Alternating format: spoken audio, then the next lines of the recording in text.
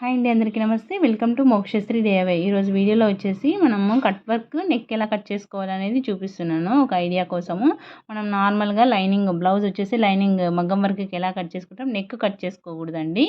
So ఇక్కడ వచ్చేసి మనము 32 అండి, 32/12 చేసుకుంటే మనకి నెక్ విడ్త్ 2.6 వస్తుంది అనమాట. So as it is neck width ఎంత అయితే మనం స్టిచ్ చేసిన తర్వాత ఎంత వస్తుందో అంతే పెట్టుకోవాలి. ఖర్చుకు లోపలికి మార్కింగ్ వేసుకోమంటాం కదా, అదంతా ఏమి ఇవ్వద్దండి.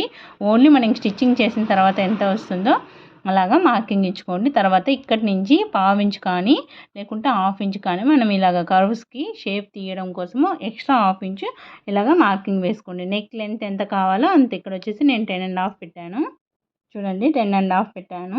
సో నెక్ తర్వాత మీకు వేవ్స్ పెద్దగా కావాలా చిన్నగా కావాలనేది డిసైడ్ చేసుకోండి. ఇంకా చిన్నగా కావాలంటే క్యాప్ వాటర్ బాటిల్ అలా చేసుకోవచ్చు.